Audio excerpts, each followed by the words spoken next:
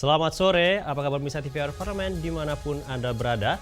Berjumpa lagi dalam program TVR 17 bersama saya Umam Hidayat. Tepat pukul 17 waktu Indonesia Barat, kami hadirkan kepada Anda sejumlah informasi paling baru dan menarik seputar kinerja dan juga kegiatan DPR RI yang telah disajikan oleh redaksi TVR Parlemen. Pemirsa TVR Parlemen, inilah TVR 17 selengkapnya.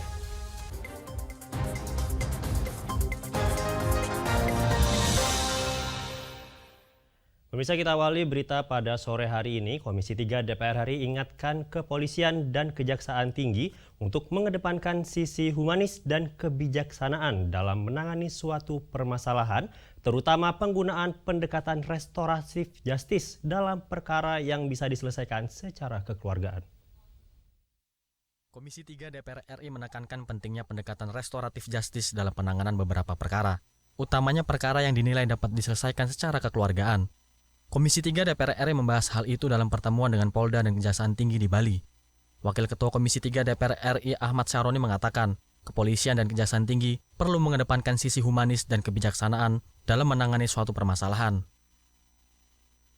Terlebih, kepolisian memiliki peran sebagai pelayan masyarakat, sebagaimana hal itu senada dengan semangat restoratif justice dalam penegakan hukum. Dan tadi sudah saya sampaikan kepada kepolisian untuk memiliki dan memakai perasaan bagaimana hal-hal yang perkara yang mesti disikapi dengan secara bijak. Kan pedoman Kapolri adalah kita melayani masyarakat secara humanis. Maka itu saya pesankan kepada Kapolda dan Kajati, utamakan restoratif justice dan memakai perasaan lebih dalam agar menyikapi hal-hal perkara lebih dalam itu para pihak untuk menyiasatinya dengan secara baik. Di sisi lain, anggota Komisi 3 DPR RI Iwayan Sudirta menilai pengawasan terhadap Polres dan Kejaksaan Negeri di Bali harus konsisten.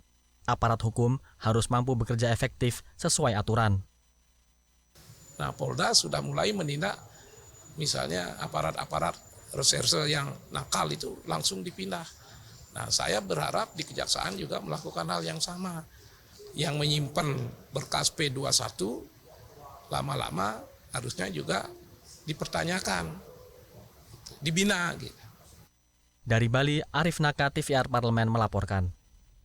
Pemirsa, beberapa waktu lalu belakangan marak laporan pemalsuan plat nomor kendaraan anggota DPR. Dan menindaklanjuti laporan tersebut, Mahkamah Kehormatan Dewan DPR RI meminta kepolisian ungkap dan tertibkan oknum pelaku pemalsuan. Belakangan ini banyak laporan dari masyarakat mengenai pemalsuan plat nomor kendaraan anggota DPR. Menindaklanjuti laporan itu, Mahkamah Kehormatan Dewan atau MKD DPR RI meminta kepolisian mengungkap dan menertibkan oknum pelaku pemalsuan. Wakil Ketua MKD DPR RI Nazarudin Dekgam menegaskan, aksi pemalsuan plat nomor perlu mendapat tindakan hukum karena sangat merugikan masyarakat serta instansi DPR. Nazarudin mendesak aparat hukum untuk mengenakan sanksi pidana terhadap semua pihak yang terlibat pemalsuan plat nomor. Hukuman untuk pemalsuan plat nomor sudah diatur dalam Kitab Undang-Undang Hukum Pidana, sebagaimana dijelaskan dalam pasal 263 KUHP, pemalsuan plat nomor dapat diberikan hukuman 6 tahun penjara.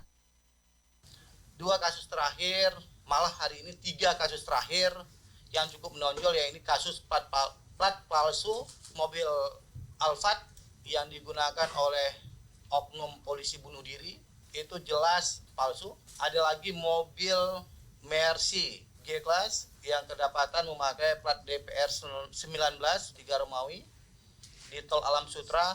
Nah, hari ini kami mendapatkan lagi angka 19 juga mobil Alphard di tol. Nah, ini menjadi penting bagi kami untuk menertibkan pemalsuan tersebut karena ini sangat merugikan kami selaku anggota DPR dan masyarakat juga menuntut kami untuk menertibkan ini semua. Dasar hukum plat nomor milik DPR juga tertuang dalam Peraturan Sekretariat Jenderal DPR RI Nomor 4 Tahun 2021. Di dalamnya dijelaskan aturan tentang penerbitan dan penggunaan surat tanda nomor kendaraan bermotor dan tanda nomor kendaraan bermotor khusus bagi pimpinan dan anggota DPR RI. Mario dan Rangga, TVR Parlemen melaporkan. Kita beralih ke berita selanjutnya pemirsa. Persiapan untuk World Water Forum ke-10 di Bali sudah dalam tahap penyempurnaan. Pertemuan internasional ini akan membahas berbagai isu tentang kebutuhan air di dunia, termasuk upaya politik penyetaraan akses air bersih. Persiapan untuk World Water Forum ke-10 di Bali sudah dalam tahap penyempurnaan. Pertemuan internasional ini akan membahas berbagai isu tentang kebutuhan air di dunia, termasuk tentang upaya politik untuk penyetaraan akses air bersih. Ketua Badan Kerjasama Antar Parlemen DPR RI Fadlizon menilai ketersediaan air tidak lagi sekedar isu lingkungan hidup, tetapi juga persoalan politik. Menurutnya, semakin banyak peserta World Water Forum, maka desakan politik terhadap akses air bersih akan semakin kuat. Sehingga seluruh manusia di berbagai belahan dunia sama-sama memiliki akses air bersih yang mencukupi. Kita berharap nanti lebih dari 30-40 negara kalau bisa hadir, karena ini adalah satu forum multi-stakeholder, multi-pihak. Jadi ada dari pemerintah, ada dari parlemen, ada dari civil society, dan kita ingin menekankan bahwa persoalan air ini adalah persoalan politik, yaitu persoalan ketersediaan air baku, ya, fresh water ini sekarang ini menjadi masalah dunia. 2 miliar manusia yang sekarang ini tidak mempunyai akses terhadap air minum dan separuhnya terhadap air yang bersih gitu ya. Berdasarkan keterangan Kementerian PUPR, World Water Forum ke-10 terdiri dari 3 proses utama, yaitu proses diskusi politik dengan melibatkan 5 tingkatan pemerintahan, mulai dari otoritas daerah hingga lembaga eksekutif dan legislatif. Dilanjutkan proses perspektif regional yang meliputi kawasan Asia Pasifik, Amerika, Afrika, dan Mediterania.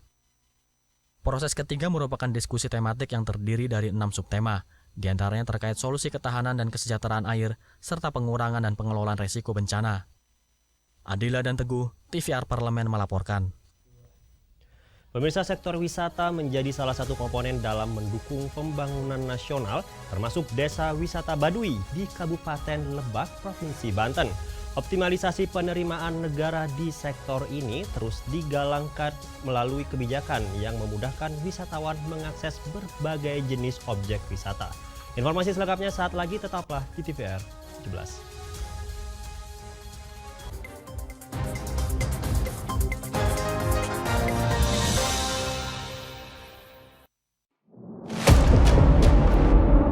Sini ditambang. Konflik yang terjadi, Sini tidak mengizinkan. masalah yang tersisihkan menjadi kesenjangan sosial. Ya namanya rakyat kecil gak bisa apa-apa, mau komplain juga gak didengar. Sebab apa? Itu menyangkut isi perut kami semua. Bagaimana memutus keterbatasan untuk didengar? Jadi kalau misalnya masyarakat sudah merasa tidak lagi ada yang memperjuangkan aspirasinya, maka masyarakat memang sangat berhak untuk meminta dewan yang mewakili mereka di parlemen. Kami menyusuri batas-batas peristiwa, mengurai berbagai polemik yang terjadi, meluruhkan suara-suara marginal, menjadi nyata dalam setiap aspirasi, melaksanakan tugasnya sebagai wakil rakyat. Saksikan Aksi Dewan setiap hari Senin dan Rabu pukul 10.30 waktu Indonesia Barat, hanya di TVR Parlemen. DPR RI memiliki fungsi diplomasi dalam menjalankan politik luar negeri sesuai dengan pasal 116 Undang-Undang MD3. Kontribusi aktif BKSAP DPR RI memainkan peranan penting dalam memenangkan persaingan global melalui IPU, IPA, IPPF, IPA, dan PUIK. BKSAP memiliki komitmen yang tinggi dalam krisis kemanusiaan dunia. Fungsi diplomasi dijalankan untuk mendukung upaya pemerintah dalam melaksanakan politik luar negeri.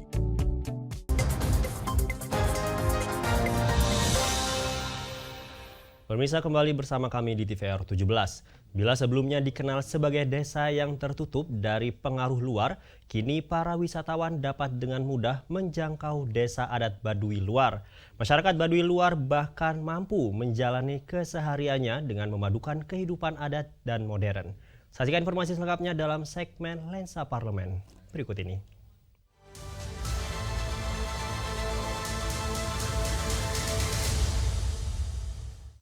Sektor pariwisata bagi pemerintah masih menjadi salah satu komponen dalam mendukung pembangunan nasional.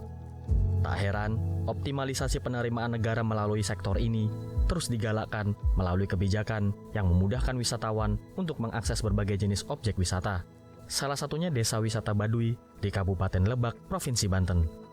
Dengan dukungan akses informasi di era globalisasi ini, para wisatawan dapat dengan mudah menjangkau desa adat Baduy yang sebelumnya tertutup dari dunia luar.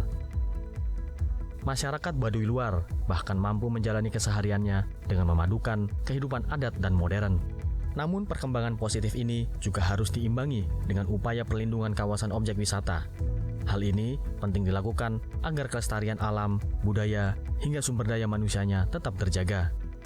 Wakil Ketua Komisi 10 DPR RI Dede Yusuf mengatakan, sisi pengawasan harus diperkuat melalui pembentukan penjaga adat. Tujuannya untuk menjaga kawasan dari ulah negatif wisatawan. Apapun yang dilakukan untuk melakukan sisi pengamanan dari kultural, dari budaya, dari adat, menurut saya itu adalah penting dan harus dilakukan. Hanya tadi sanksinya apa? Karena tanpa sanksi, maka yang terjadi adalah orang akan bolehlah break the rules, istilahnya mencoba untuk melanggar. Tapi kalau sanksinya jelas, ya orang nggak akan melanggar. Jadi menurut saya penting fungsi pengawasan dan sanksi yang diberikan. Ini banyak terjadi daerah zona wisata baru (DTW) dipromosikan dengan gambar yang indah-indah di media sosial. Pas orang datang, ribuan orang datang, langsung isinya sampah semua dan orang tidak bisa mendapatkan apa yang katakanlah diharapkan seperti di gambar-gambar tadi. Salah satu pemangku adat Desa Baduy, Jaru Saija mengatakan, kesadaran dan tanggung jawab masyarakat desa adat menjadi poin penting dalam menjaga budaya dari kontaminasi budaya modern. Begitu pula kolaborasi pemerintah daerah dan pemangku adat setempat dalam membentuk aturan yang dapat mengikat masyarakat desa wisata adat. Memang kalau di Baduy mah itu biasanya setahun sekali mengadakan operasi adat. Kalau ada yang melakukan HP misalkan, kalau di dalam itu dirampas, dimusnahkan. Kalau ada yang punya motor, terus digerakkan itu dirampas. Itu menurut aturan adat gitu. Dapat dikatakan, penguatan perlindungan desa wisata ini berkaitan erat dengan upaya menjaga warisan budaya nenek moyang Nusantara yang menjadi aset wisata dan negara.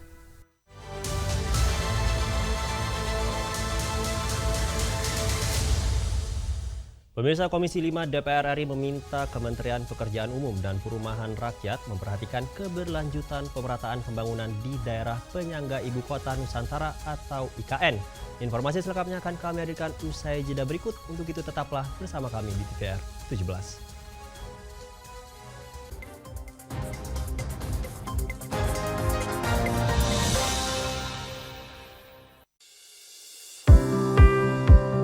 Mengenal tugas dan fungsi DPR RI. Dewan Perwakilan Rakyat atau DPR adalah lembaga negara yang mewakili aspirasi rakyat. Kehadiran DPR RI merupakan salah satu bukti bahwa Indonesia merupakan negara demokrasi. Sebagai salah satu lembaga perwakilan rakyat, apa saja tugas dan fungsi yang diemban DPR RI? Berdasarkan pasal 20A ayat 1 Undang-Undang Dasar 1945, DPR memiliki 3 fungsi, yakni fungsi legislasi, anggaran, dan pengawasan. Tugas dan wewenang DPR berbeda untuk setiap fungsinya. Yang pertama, fungsi legislasi. Menyusun program legislasi nasional atau prolegnas, menyusun dan membahas rancangan undang-undang, menerima rancangan undang-undang yang diajukan oleh DPD, membahas rancangan undang-undang yang diusulkan oleh Presiden ataupun DPD, menetapkan undang-undang bersama dengan Presiden, menyetujui atau tidak menyetujui peraturan pemerintah pengganti undang-undang yang diajukan oleh Presiden untuk ditetapkan menjadi undang-undang. Yang kedua, fungsi anggaran. Memberikan persetujuan atas rancangan undang-undang tentang APBN yang diajukan oleh Presiden. Memberikan persetujuan terhadap pemindahntanganan aset negara maupun terhadap perjanjian yang berdampak luas bagi kehidupan rakyat yang terkait dengan beban keuangan negara. Menindaklanjuti hasil pemeriksaan atas pengelolaan dan tanggung jawab keuangan negara yang disampaikan oleh BPK. Memperhatikan pertimbangan DPD atas rancangan undang-undang tentang APBN dan rancangan undang-undang terkait pajak, pendidikan, dan agama. Yang ketiga, fungsi pengawasan. Fungsi pengawasan, DPR bertugas melakukan pengawasan terhadap pelaksanaan Undang-Undang APBN dan kebijakan pemerintah, serta membahas dan menindaklanjuti hasil pengawasan yang disampaikan oleh DPD. Demikian penjelasan tentang tugas dan fungsi DPR menurut Undang-Undang. Informasi ini dipersembahkan oleh TV dan Radio Parlemen, Biro Pemberitaan Parlemen, dan Sekretariat Jenderal DPR RI.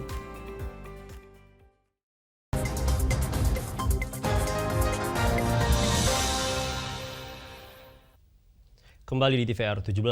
Terkait pembangunan keberlanjutan di daerah penyangga Ibu Kota Nusantara, anggota Komisi 5 DPR RI Irwan berharap seluruh pembangunan di IKN dapat dirasakan manfaatnya oleh masyarakat lokal dan tidak mendatangkan masalah. Selengkapnya berikut laporan rekan kami Vincent Aldi dari Komisi 5 DPR RI. Baik pemirsa TVR Parlemen dimanapun Anda berada, saat ini saya tengah berada di depan ruang rapat Komisi 5 DPR RI. Dan Komisi 5 DPR RI telah meminta dari Kementerian Pekerjaan Umum dan Perumahan Rakyat untuk lebih memperhatikan dari pembangunan daerah-daerah penyangga Ibu Kota Nusantara, yang mana diharapkan pemirsa akan memberi manfaat bagi masyarakat lokal tanpa menimbulkan masalah tentunya. Dan berikut pernyataan selengkapnya pemirsa dari anggota Komisi 5 DPR RI, Bapak Irwan, dari fraksi Demokrat untuk daerah pemilihan Kalimantan Timur. Kemudian terkait pembangunan IKN, kami mengapresiasi Pak Menteri. Beberapa kali kami juga mendampingi. Tentu dengan fokusnya pembangunan IKN, kami mengingatkan Kementerian PUPR agar tetap memperhatikan keberlanjutan pemerataan pembangunan infrastruktur di 10 kabupaten kota yang ada di Kaltim. Kami ingatkan bahwa terkait preservasi jalan nasional, Pak Dirjen Bina Marga, masih ada PR kita dari batas Tenggarong, Senoni, Kota Bangun, kemudian dari Kota Bangun lanjut ke Melak. Ini mudah-mudahan bisa tuntas ya multi-years-nya. Kalau nggak bisa selesai akhir 2024, kalau bisa lanjut di 2025. Karena ini sangat penting, ini salah satu segmen yang belum tuntas di luar segmen yang lain yang sudah luar biasa kita tuntaskan selama 4 tahun ini. Kemudian lanjutan segmen Teringlong Bagun. Untuk di Kutai Barat ke Mahakamulu, kita udah selesaikan dari Ujo Bilang, Mahamak Besar sampai dengan pembangunan jembatan di Sungai Ratah. Harapan saya bisa lanjut nih dari segmen Sungai Ratah ke Teringnya. Karena kalau ini bisa tuntas, alhamdulillah bisa menghubungkan saat ini Mahakamulu dengan Kutai Barat. Dan ini progres yang ada ini pun dari Ujo Bilang sampai Juni ini insya Allah selesai sampai di Jembatan Rata, itu udah luar biasa. Kami berterima kasih untuk Kementerian PUPR. Kemudian segmen Bontang ke Sangatta sampai ke Simpang Perdau Bengalon untuk poros jalan nasional di utara Kaltim ini tinggal PR ini Pak. Kalau bisa tuntas juga di akhir tahun ini, sudah progres di lapangan. Mudah-mudahan dari Bontang, Sangatta, Simpang Perdau, Bengalon ini juga tuntas akhir tahun. Karena dari Samarinda Bontang, alhamdulillah udah tuntas tersambung mulus.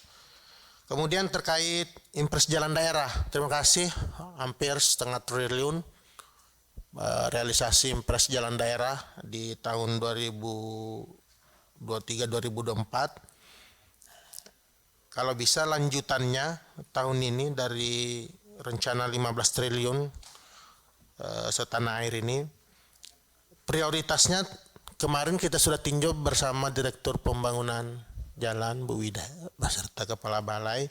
Ada dermaga peri penyeberangan yang dibangun Kementerian Perhubungan, anggarannya lumayan, sudah selesai, tetapi aksesnya sekitar 4 km dari jalan nasional itu belum ada, sehingga dermaga peri ini nggak fungsional. Padahal ini sangat bagus ya menghubungkan antar provinsi maupun dalam antar kota, dermaga peri yang dibangun Kemenhub ini. Sehingga saya minta ini dituntaskan di 2024, akses jalan dermaga peri Tanjung Kramat nih Kutai Timur sekitar 4 km.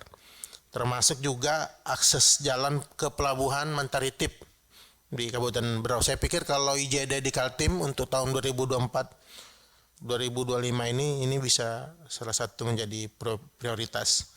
Kemudian yang penting juga adalah lanjutan. Ini Pak Direktur terkait rehab dan renovasi sarana prasarana sekolah maupun madrasah di Kaltim. Kita sudah tiap tahun sejak mulai Pak Iwan dulu, lanjut lagi Bu Dirjen Bu Diana, kita terus ya luar biasa puluhan sekolah tiap tahunnya kita rehab di Kaltim. Ini saya harap ini terus karena masih banyak ya, masih puluhan sekolah.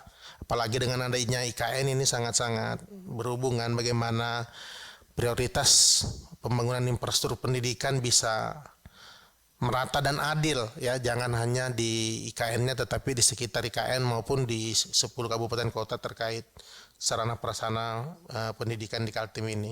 Ini mungkin pesan saya pimpinan, terima kasih banyak. Apresiasi untuk Kementerian PUPR dan apresiasi untuk seluruh anggota Komisi 5. Terima kasih. Assalamualaikum warahmatullahi wabarakatuh.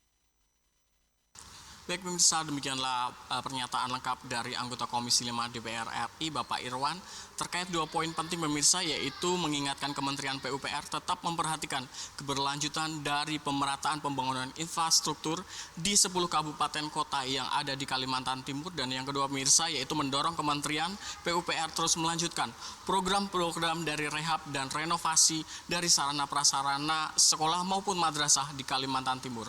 Terima kasih atas perhatiannya pemirsa, dan saya kembalikan ke rekan saya di studio. Selanjutnya pemirsa, apa saja yang menjadi topik perbincangan di media online nasional pada hari ini? Usai jeda, tetaplah di TVR 17.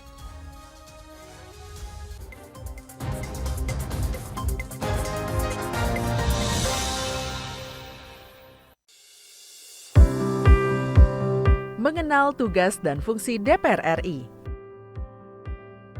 Dewan Perwakilan Rakyat atau DPR adalah lembaga negara yang mewakili aspirasi rakyat.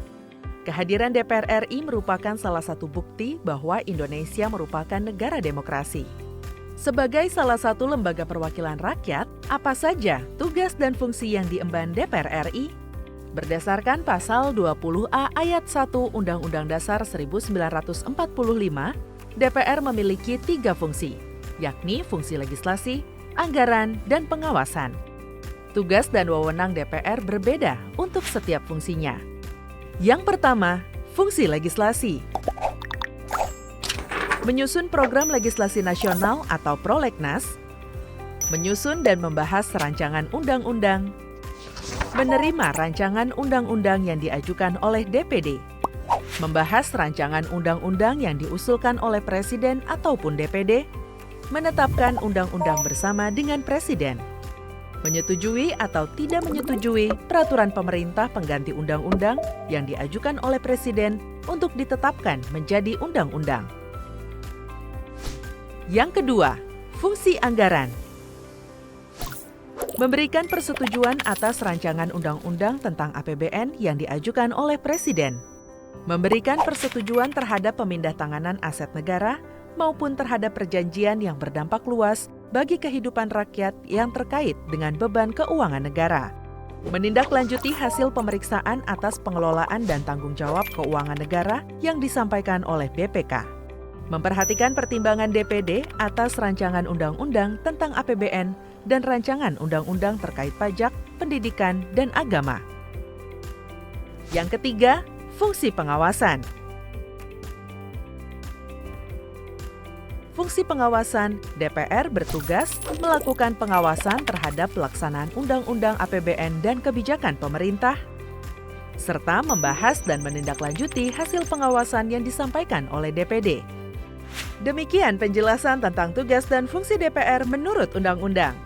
Informasi ini dipersembahkan oleh TV dan Radio Parlemen, Biro Pemberitaan Parlemen, dan Sekretariat Jenderal DPR RI.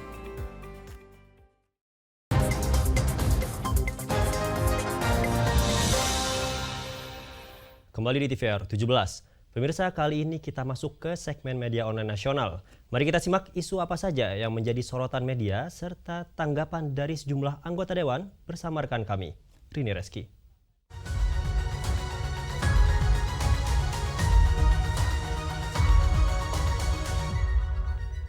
Baik, terima kasih Umam dan pemirsa, selamat sore. Tentunya berita pertama yang menjadi headline di media online pada hari ini mengenai Parlemen Indonesia-Jepang yang meningkatkan kerjasama di bidang SDM, teknologi dan juga pertukaran budaya. Kita lihat di layar kaca pemirsa. Dan di sini, Ketua Grup Kerjasama Bilateral DPR RI yaitu Putih Guntur Soekarno menerima Ketua Parlemen Jepang dari Liberal Democratic Party, Tokai Kisaburo dan juga Masahiko Shibayama. Tentunya pemirsa, dalam pertemuan ini Indonesia dan Jepang membicarakan terkait pembangunan sumber daya manusia, teknologi dan juga pertukaran budaya antara kedua negara. Dan di bidang pembangunan SDM dititik beratkan pada pendidikan, teknologi dan juga penelitian, di mana kemajuan suatu negara dimulai dari pembangunan SDM yang unggul. Salah satunya nih pemirsa, yaitu melalui pertukaran pelajar. Sedangkan di bidang teknologi Indonesia berharap agar Jepang bisa bekerjasama dengan Indonesia dalam pembangunan IKN dan juga dukungan Jepang terhadap forum-forum internasional yang berada di Indonesia. Itu dia pemirsa. Tentunya kita beralih ke berita selanjutnya yang juga menjadi headline di media online pada hari ini mengenai Komisi 1 DPR RI yang menyoroti kondisi Palestina pasca 1 bulan serangan Israel. Kita lihat kembali di layar kaca.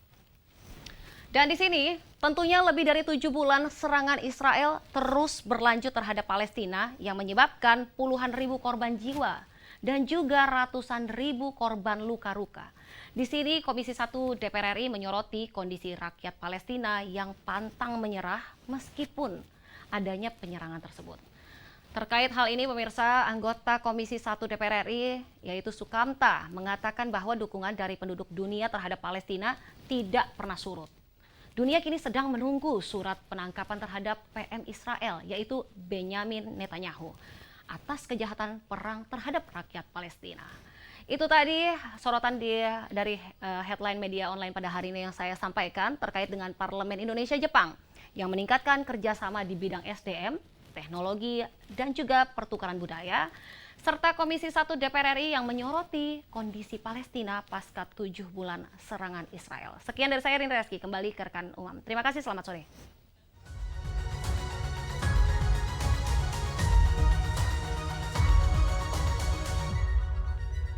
Terima kasih rekan Rini yang telah menyampaikan sejumlah update sorotan dari media online nasional pada hari ini. Dan pemirsa, segmen media online tadi sekaligus menutup program TVR 17 edisi sore hari ini. Saya Umam Hidayat beserta seluruh kru TVR Parlemen yang bertugas mengucapkan terima kasih dan pamit undur diri dari hadapan Anda.